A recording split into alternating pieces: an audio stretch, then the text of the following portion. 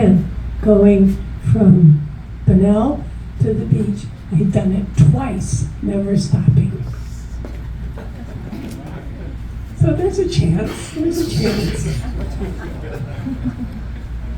I celebrated and told everybody, including all you guys too. We have a retreat. We don't have to be out of here until 9:15, thanks to the management. My last question is all about development, affordable residential. Is there anything you can do about that? Commercial, of course, we all know we need it. How are you going to do it? And the progress on the master plan. You get to go first again. I do. So this is a business leads group. So one of the priorities on my list is economic development. So to summarize very simply, for comments, a lot of asks, a lot of issues, without a lot of conversation on how do you pay for it. So let me try to describe what economic development has to do to be successful. First, you need a labor force. That labor force in the future needs to be a young family, a young professional. Hopefully it's people that are starting out so they can make a career. Second most important thing, those folks need a place to sleep. For anybody that's not aware, 3 weeks ago, the median home price in the city of Palm Coast was $405,000. That's impossible for a young family to digest. In fact, a young family starting out on, let's say, an $80,000 a year salary can only finance a home at $200,000. So as we talk about the geography to the west, we have the opportunity to begin to build dwelling units, different types of housing that will come in at the $200,000 level. If you've got a workforce of young families with a place to sleep, guess what? The businesses will then come, because businesses do not bring their workforce with them. So those three legs of the economic development stool are in place, and we've just recently hired a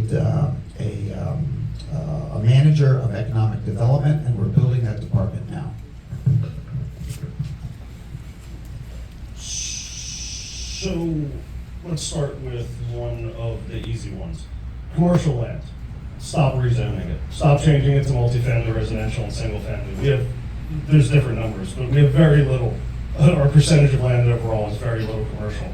So the little commercial land that we have, we don't need to be changing it and turning it into apartments. Furthermore, the west side of the community, if you look at the Riviera over there, it's 55 and plus. That is not workforce age people that we're bringing into the community. That is people that need services in this community from people that are my age. How do you get people that are my age here? You bring in student housing. We have missed the mark on student housing. You want affordable housing for people my age or younger, people my age or younger.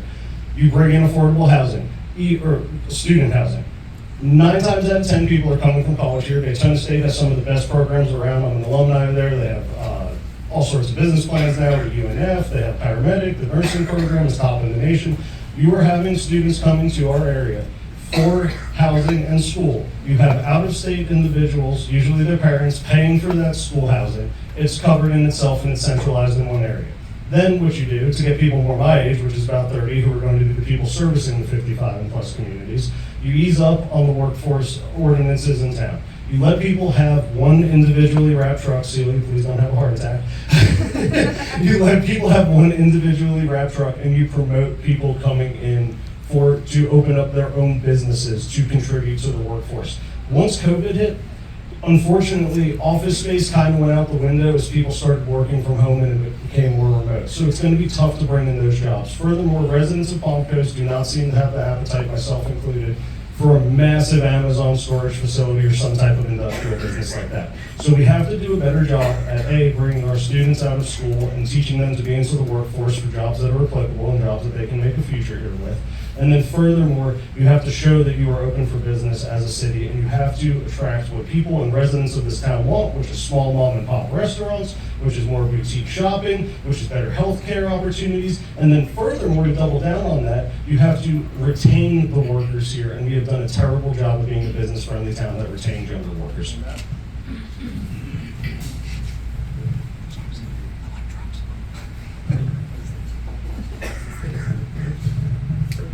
So, I've been harping for a long time on the need for economic development As was mentioned earlier, 92% of our tax revenue comes off of the backs of the residents. That means 8% off commercial. We need to swap that up a little bit. And out in the Hargrove Industrial Park, most of the land out there is privately owned. Some of it's still open, but there's a railroad track and it has a spur. The spur is currently used by a company named Sunbelt Chemicals. Years ago, I spoke with CSX about bringing that spur further in and allowing other companies to use it so that we could bring larger manufacturing companies, not big manufacturing, but larger manufacturing companies into the industrial park. The industrial park isn't big enough anymore for that because most of it's been taken up. With this whole westward expansion thing, we could increase the industrial park on the other side of the railroad tracks, put a spur over there. We could headhunt companies that are into aerospace because we have NASA just down the road here of the railroad tracks. They're currently shipping stuff from California and Texas over to NASA. The shipping costs alone of rockets and stuff that could go by rail from here would more than offset the transfer over. We need economic development, and I met the new economic development officer, and I'd say that he's really a really cool guy. Unfortunately, he didn't know when I spoke to him that major amounts of commercial property have been rezoned into residential property. He didn't know that we were pretty much out of space in the industrial park. He wasn't brought up to speed before he came here, so he didn't know what battles lie in front of him. Now he does. I told him. But what we really need to do is concentrate on that. And on the affordable housing, don't forget that just the impact fee to build a house here in Palm Coast starts at $20,000 after you bought the lot. So $20,000 impact fee, the cost of your lot, which is, say, another $20,000. So there's $40,000. Let's call it $50,000 just to make it easy. You're going to build a house for $200,000, or $50,000 of that is the cost before you even break ground. So you're going to build a $150,000 house? Not going to happen. Affordable housing needs to be defined. We need it. We need to figure out how to do it.